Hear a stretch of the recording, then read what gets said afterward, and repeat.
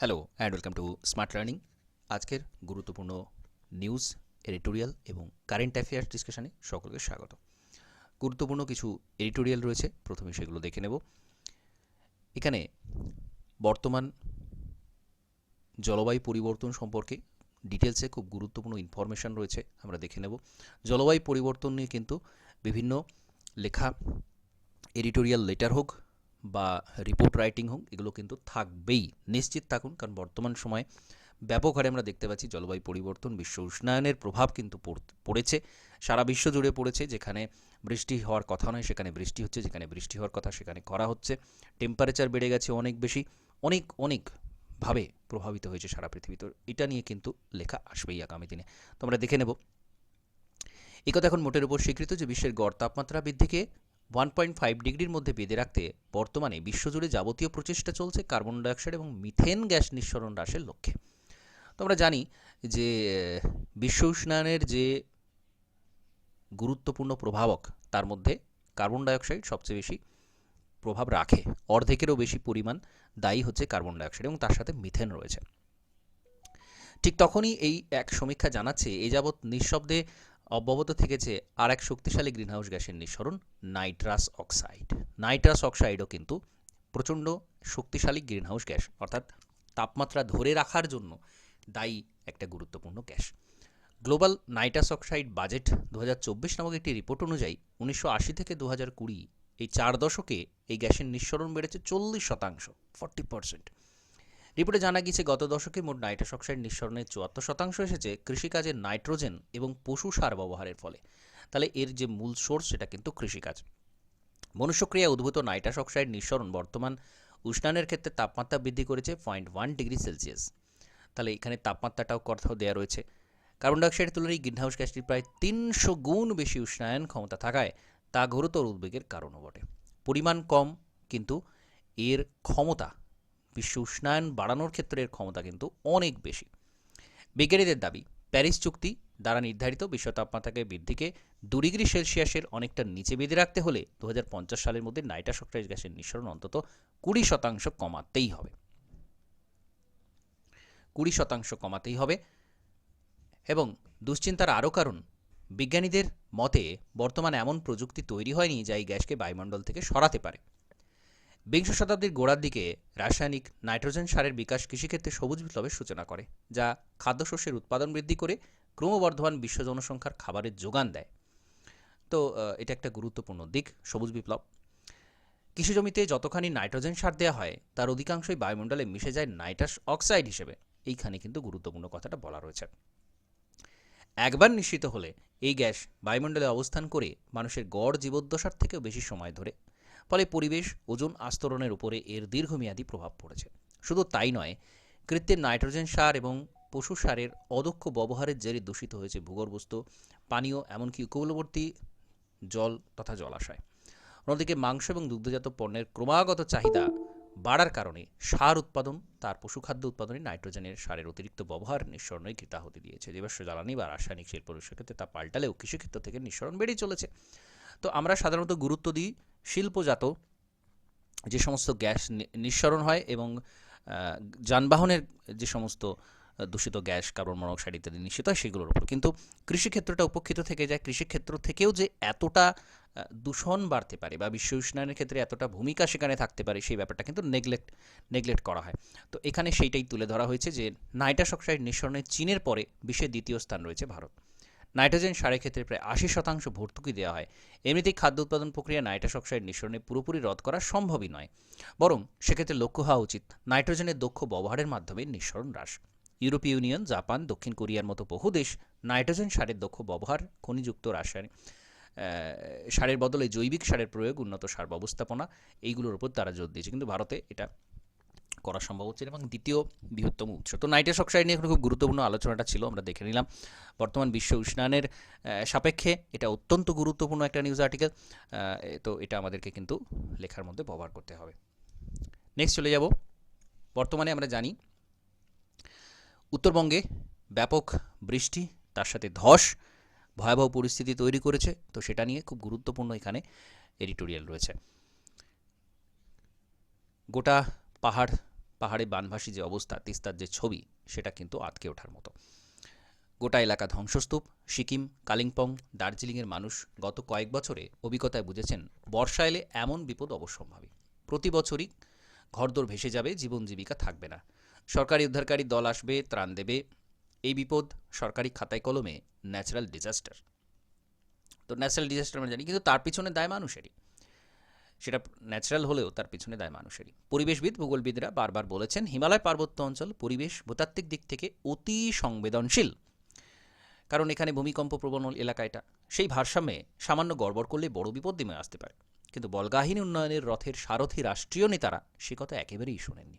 তো এখানে এই যে শব্দচয়ন, এইগুলো কিন্তু আমাদেরকে এখান থেকে তুলতে হবে। শুধুমাত্র ইনফরমেশন নয়, এখানে লেখার যে শৈলী, সেগুলোকে নিতে হবে, এবং এই যে শব্দচয়ন, এই শব্দগুলো কিন্তু আমরা ব্যবহার করতে পারি লেখার মধ্যে। দার্জিলিং, সিকিমের প্রাচীন জনগোষ্ঠী লেপচাদের উপকথায় তিস্তা যেন রূপকথার রানী। রঙ্গিতের সঙ্গে তার প্রেম, দাম্পত্য নিয়েও কত কথা। ওই এলাকার জনজীবনে তিস্তা নদীর ভূমিকা তাকে রূপকথার রানী কিংবা দেবীত্বে উন্নত করেছিল। সেই নদীর উপরে তৈরি হয়েছে একের পর এক বাঁধ। জলবিদ্যুৎ তৈরির নামে রাষ্ট্রীয় উদ্যোগেই আটকে দেওয়া হয়েছে স্বাভাবিক জলধারা। পলি পাথরে ভরে গিয়েছে নদীগর্ভ। তার বিপদ গত বছরই টের পাওয়া গিয়েছিল। উত্তর সিকিম হিমবাহ হ্রদ ফেটে জল নেমে এসেছিল, তিস্তার বাঁধ গুড়িয়ে দিয়েছিল। কেন্দ্রীয় জল কমিশনই জানিয়েছিল যে নদীর উপরে একের পর এক বাঁধ তৈরি হলে, অতিরিক্ত জল বেয়ে এলে হড়পা বানের পরিস্থিতি হবে। তো এটা আমরা এর আগেও দেখেছি, এই পরিস্থিতি হয়েছে। প্রচুর বাঁধ দেওয়া হলে খুব স্বাভাবিক নদীর জলধারা আটকে সেখানে প্রচুর পলি জমা হবে, নদীর নিচে ভরাট হয়ে যাবে এবং সেটা বন্যা পরিস্থিতি তৈরি করবে। তার সাথে সাথে হড়পা বান, অর্থাৎ হঠাৎ করে অল্প বৃষ্টিপাতেই হঠাৎ করে নদী কিন্তু ফুলে ফেপে যাবে এবং সমস্ত কিছু ভাসিয়ে নিয়ে যাবে, হড়পা বান যেটাকে বলা হয়। জঙ্গুর মতো জনপদ লেপচা অধিবাসীরা বহুদিন ধরে এর প্রতিবাদ করেছে। জঙ্গু এটা বসতি এলাকা, তো সেখানকার মানুষ তারা প্রতিবাদ করেছেন, তবে সে কথা নীতি নির্ধারকদের কানে পৌঁছায়নি। আজ থেকে 15-20 বছর আগে সিকিমের রাবলাং এবং কিউজিং যাওয়ার পথে বিরাট আকারের ওক গাছের সারি দেখা যেত। এখন সেসব অতীত। চওড়া রাস্তা তৈরি করতে গিয়ে নির্বিচারে অরণ্য ধ্বংস হয়েছে। ওই মহিরুখের শিকড়েরা পাথর মাটি আগলে রাখত। এখন ফি বছর বর্ষা হলে ধস নামে। সে ধস ঢালবে এসে পড়ে তিস্তা আর তার উপনদীগুলিতে। এমনকি পাহাড়ি এলাকায় বর্ষার জল বারবার দেওয়ার জন্য যে ছোট ছোট ঝরা আছে সেসব আটকে যায়। তাই প্রবল বৃষ্টিতে অতিরিক্ত জল বেরোনোর উপায় থাকে না। পাহাড়ের ওপর থেকে কাদার স্রোত রাস্তার উপর দিয়ে বয়ে যায়। অবশ্যই এই ছবি শুধু সিকিমের নয়, দার্জিলিং, কালিম্পংয়েরও। তো এটা খুবই গুরুত্বপূর্ণ বিষয়।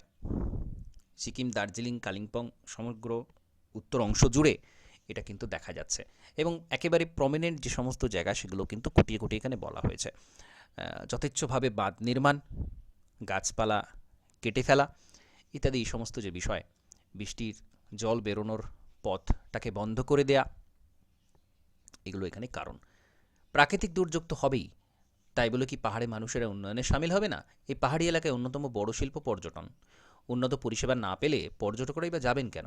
প্রথমত, সব এলাকায় উন্নয়নের নকশা এক নয়। খাস কলকাতা শহরে আকাশচুম্বী অট্টালিকা হতে পারলেও টাইগার হিলে সেসব করা যায় না।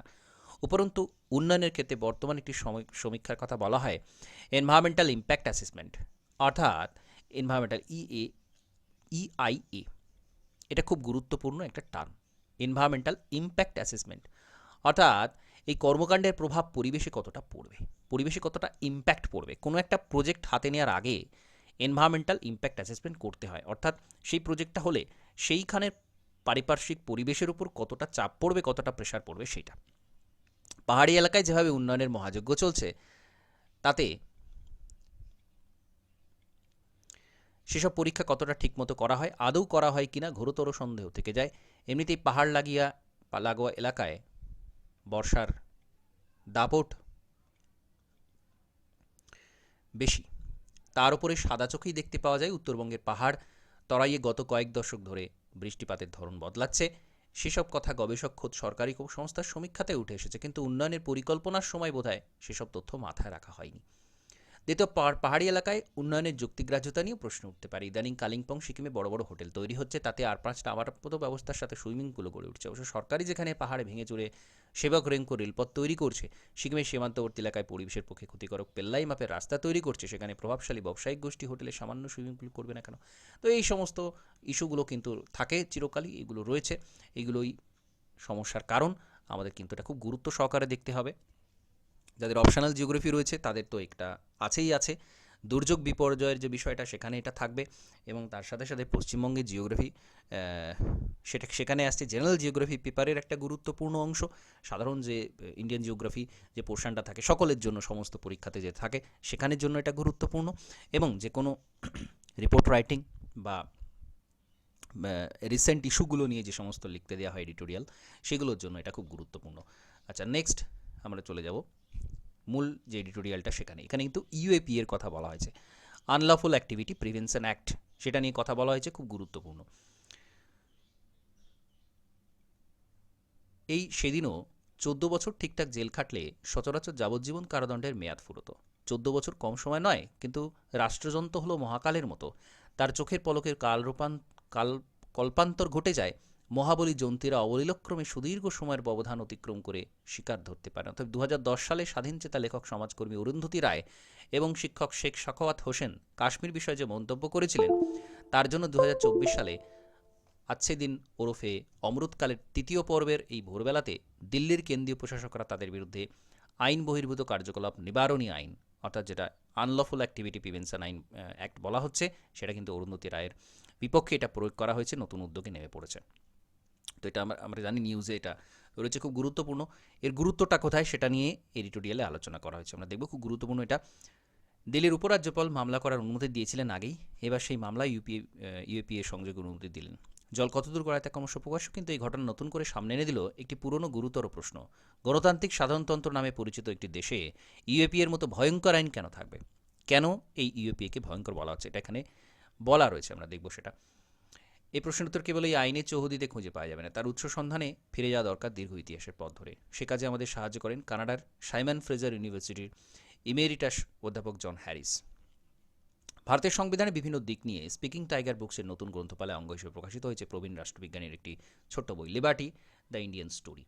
নাগরিকের স্বাধীনতা সংক্রান্ত কিছু মৌলিক প্রশ্নে উজ্জ্বল আলো ফেলেছেন তিনি। নাগরিকের স্বাধীনতার উপর রাষ্ট্রশক্তির আক্রমণ আজ শুরু হয়নি। স্বাধীন ভারতের আদি পর্ব থেকে শাসনের ভিতরেই নিহিত ছিল অধিকার হরণের উৎস। তো এটা অধিকার হরণ, সাধারণ মানুষের অধিকার হরণ, আমরা জানি। ফান্ডামেন্টাল রাইটসের এটা বিরুদ্ধ, ফান্ডামেন্টাল রাইটসের বিরুদ্ধাচারণ কেন? সংবিধানের 22 নম্বর ধারাতে ফান্ডামেন্টাল রাইটসের 22 অর্থাৎ ফান্ডামেন্টাল রাইটসের মধ্যে পড়ছে, স্বাধীনতার অধিকারের মধ্যে পড়ছে। মৌলিক অধিকারের তালিকায় থাকা এই অনুচ্ছেদে নাগরিককে গ্রেপ্তার বা আটক করার ক্ষেত্রে সুরক্ষার নানা ব্যবস্থাপত্র দেওয়া আছে। তো আমরা জানি এটা 22 নম্বর ধারাতে হঠাৎ করে কাউকে আটক করা যায় না, সুরক্ষা দেওয়া রয়েছে। কিন্তু নাগরিক অধিকারের এই রক্ষা কবচটি কার্যত হয়ে রয়েছে লক্ষিন্দরের লৌহবাসরের রন্ধ্র। তার কারণ এখানে বলা রয়েছে প্রিভেন্টিভ ডিটেনশন, অর্থাৎ অপরাধ নিবারণের ব্যবস্থা সম্বলিত কোনো আইনে কাউকে ধরা হলে রক্ষা কবচের সাধারণ নিয়মাবলী খাটবে না। এটা কিন্তু আর্টিকেল 22-এর মধ্যে বলা রয়েছে, আর্টিকেল 22-এর মধ্যে বলা রয়েছে প্রিভেন্টিভ ডিটেনশনের করা যেতে পারে, অর্থাৎ কেউ কোনো অপরাধ করার আগেই তাকে আটক করা যেতে পারে। এটা কি বলা হচ্ছে? প্রিভেন্টিভ ডিটেনশন, যাতে করে সেই অপরাধটা করা থেকে তাকে রোধ করা সম্ভব হয়। এটাই কিন্তু একটা গুরুত্বপূর্ণ দিক। অসাধারণ নিয়মাবলীর জটিলতায় যাওয়ার প্রয়োজন নেই। মোদ্দা কথা এই যে তখন বিচার প্রক্রিয়া চলাকালীন অভিযুক্তকে দীর্ঘদিন আটক রাখা যাবে, বহু দেশেই গণতান্ত্রিক রাষ্ট্রের হাতেই ক্ষমতা আজ আর নেই। ভারতে আছে এবং ইদানিং আরও বেড়েছে, যে অভিযুক্তকে বিচার প্রক্রিয়া চলাকালীন, বিচার শেষ হওয়ার আগেই অভিযুক্তকে আটক করে রাখা যাবে। এই ব্যবস্থা বহু দেশে উঠে গিয়েছে, কিন্তু ভারতে এই ব্যবস্থা আছে। সংবিধান রচনার সময় গণপরিষদে এই নিয়ে বিস্তর তর্ক হয়েছিল। বাবা সাহেব ভীমরাও আম্বেদকর অনেক সদস্যের মত ছিল, বিশেষ বা অনিবার্য কারণে কোনো নাগরিককে বেশি দিন আটকে রাখতে হলে বিচার বিভাগের বিশেষ অনুমোদন নিতে হবে। কিন্তু সংবিধান চূড়ান্ত করার কয়েকদিন আগে স্বরাষ্ট্র মন্ত্রকের অভিমত অনুসারে একটি সংশোধনী এনে সাব্যস্ত হলো যে রক্ষা কবচ কেমন হবে, অভিযুক্তকে কতদিন কিভাবে আটক রাখা যাবে তা স্থির করবে সংশ্লিষ্ট আইন। তার অর্থ এই বিষয়ে বিচার বিভাগের নজরদারির ক্ষমতা খর্ব করা হলো। ঠিক কী কারণে আম্বেদকর এই সংশোধনী প্রতিবাদ করলেন না তা নিয়ে ধাঁধা থেকে গিয়েছে। যাই হোক, অন্তঃপর রন্ধ্রপথে কালনাগিরির প্রবেশ। সংবিধান বলবৎ হওয়ার 1 মাস পরেই পাশ হলো প্রিভেন্টিভ ডিটেনশন অ্যাক্ট বা নিবর্তনমূলক আটক আইন, প্রিভেন্টিভ ডিটেনশন অ্যাক্ট। কয়েকবার সম্প্রসারণের পরে 1969 সালে পিডি অ্যাক্ট কার্যকালে শেষ হয়েছিল, কিন্তু জনজীবনের শৃঙ্খলা রক্ষার নামে দেশের ঐক্য সংহতি অটুট রাখতে অজুহাতে নাগরিক গ্রেপ্তার আটক করা, দীর্ঘদিন আটকে রাখার জন্য বিশেষ আইন বানানো চলতেই থাকলো। এগুলো আমরা জানি, মিসা, এনএসএ, টাডা, পোটা, ইউএপিএ, এগুলো কিন্তু পরপর এই আইনগুলো এসছে। প্রত্যেকটাই কিন্তু এখানে মৌলিক অধিকারের ওপর কিছুটা প্রশ্ন খাড়া করে দেয় প্রত্যেকটা আইন। স্বাধীনতা, মানবাধিকার, গণতন্ত্রের অবস্থান থেকে প্রত্যেকটি আইনের বিরুদ্ধে, তাদের অপপ্রয়োগের বিরুদ্ধে বহু প্রতিবাদ হয়েছে। বিচার বিভাগ বারংবার রাষ্ট্রের দমননীতিকে প্রতিহত করতে হস্তক্ষেপ করতে হয়েছে, কখনো দ্রুত, কখনো বিলম্বিত, কখনো অতি বিলম্বিত। কিন্তু অর্ধশতক ধরে একের পর এক আইনে সরকারের যথেচ্ছাচারে ক্রমশ ক্ষমতা বেড়েছে। ভারতীয় বিচার দর্শনে বুনিয়াদী আদর্শকে উল্টে দিয়ে এই আইনগুলো কার্যত অভিযুক্তকে জানিয়েছে, নির্দোষ প্রমাণিত না হওয়া অবধি তুমি দোষী। জীবনযাপনের স্বাধীনতার অধিকার শিখিয়ে তুলে রেখে তোমাকে রাষ্ট্র আটকে রাখতেই পারে। এই ভয়ানক বিষয়টা কিন্তু এখানে চলে আসে। প্রত্যেকটা আইনের কথা, যতগুলো আইনের কথা বলা হয়েছে, মিসা, এনএসএ, টাডা, পোটা, ইউপিএ, প্রত্যেকটা কিন্তু এই ধরনের আইন, যেখানে মানুষের অধিকারকে খর্ব করা হয়। তো এখানে সে বিষয়ে বলা রয়েছে। ইউএপিএ তথ্য তুলে ধরা হয়েছে 2013 থেকে 16 এই 3 বছরের নিষ্পত্তি হওয়া ইউএপিএ সংশ্লিষ্ট মামলাগুলোর 75%-এর ক্ষেত্রে অভিযুক্তরা মুক্তি পেয়েছেন অনেক দীর্ঘ কারাবাসের পরে।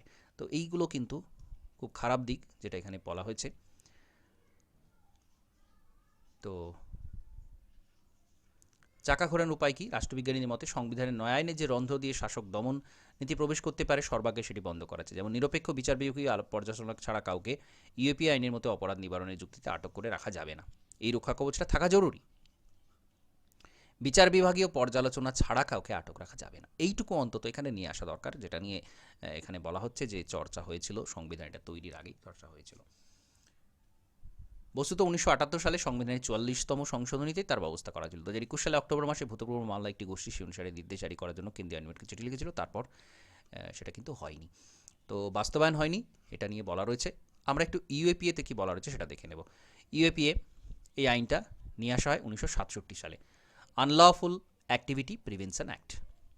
এটা কি করে?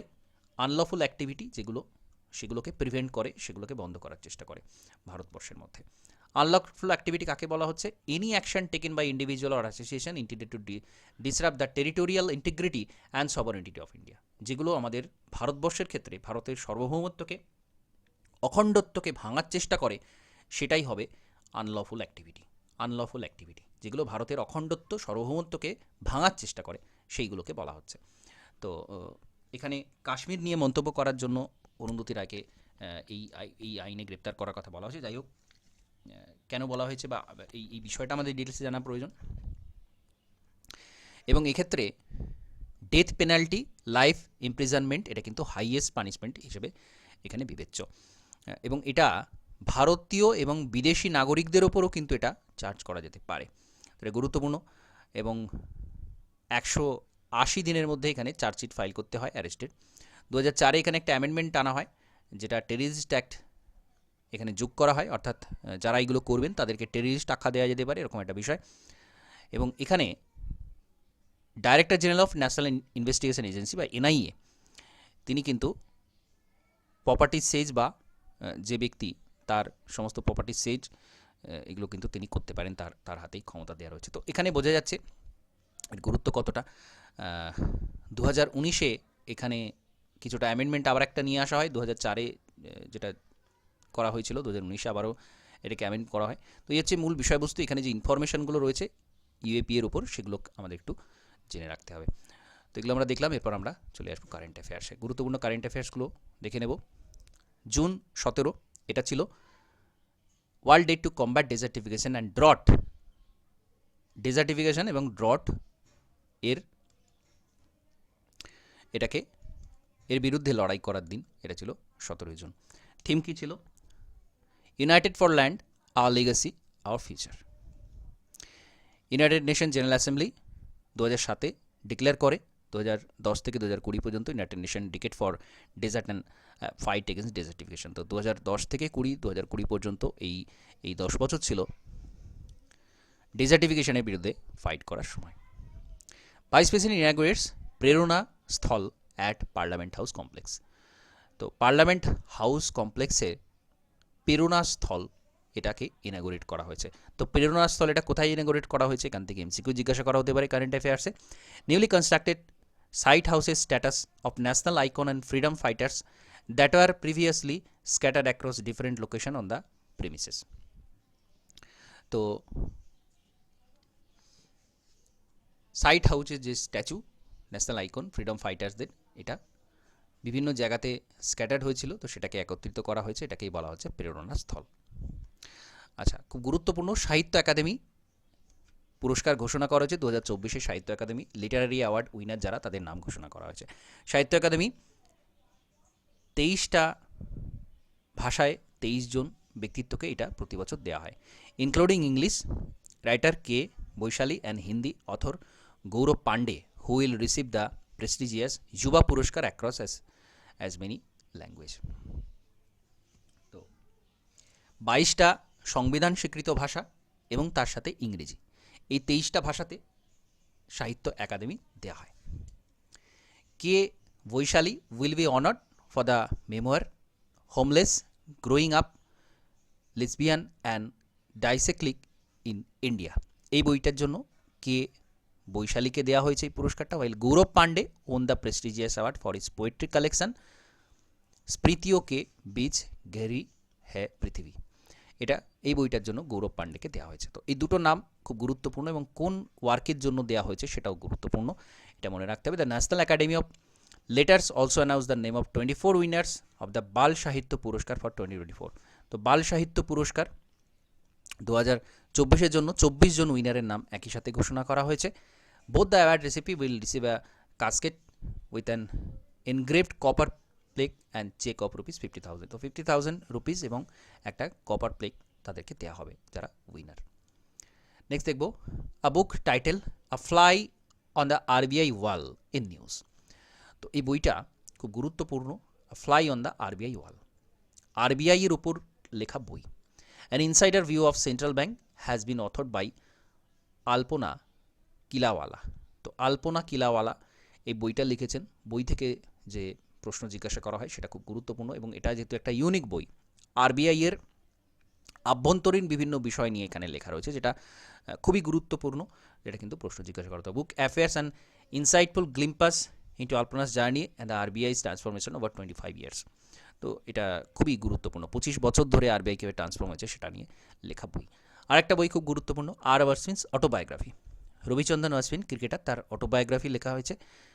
I have the streets a kutti cricket story, I have the street a kutti cricket story, এই বইটা, এটা হচ্ছে রবিচন্দ্রন অশ্বিনের আত্মজীবনী, co author with acclaimed writer Siddhartha Monga সাথে এটা লিখেছেন তিনি। This book promises to take readers on the captivating journey through Ashwin's life and times before he became a professional cricketer. তো প্রফেশনাল ক্রিকেটার হওয়ার আগে তার জীবনী সম্পর্কে অনেক কিছু ডিটেলস এখানে লেখা রয়েছে। India surpasses Hong Kong to reclaim fourth spot in global equity market. হংকংকে পাশ করে চতুর্থ বৃহত্তম ইকুইটি মার্কেটে ভারত ঢুকে পড়েছে। Equity market has recently surged ahead of Hongkong's security the fourth largest global position with a market capitalization of 5.2 trillion US dollar।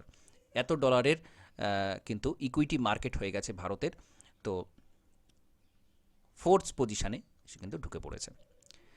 আচ্ছা, পাঞ্জাব পুলিশ লঞ্চ মিশন নিশ্চয় টু কমব্যাট ড্রাগ ট্রেড। তো ড্রাগ ট্রেড একটা পাঞ্জাবের খুব গুরুত্বপূর্ণ সমস্যা, তো সেটার জন্য পাঞ্জাব পুলিশ মিশন নিশ্চয় লঞ্চ করেছে। কোন পুলিশ লঞ্চ করেছে এটা গুরুত্বপূর্ণ, মিশন নিশ্চয় মনে রাখতে হবে। Next, রেনিউড sports journalist Harpal Singh বেদি পাসেস হবে। তো স্পোর্টস জার্নালিস্ট ছিলেন 72 বছর বয়সে হরপাল সিং বেদি, উনি কিন্তু সম্প্রতি প্রয়াত হয়েছেন। স্পোর্টস জার্নালিস্ট ছিলেন, কে ছিলেন, কোন ফিল্ড থেকে ছিলেন এটা জিজ্ঞাসা করা হয়, স্পোর্টস জার্নালিস্ট ছিলেন। তো এরপর দেখব next, India is world second largest emitter of nitrous oxide. তো এটা নিয়ে আমরা দেখলাম এডিটোরিয়াল রয়েছে। Nitrous oxide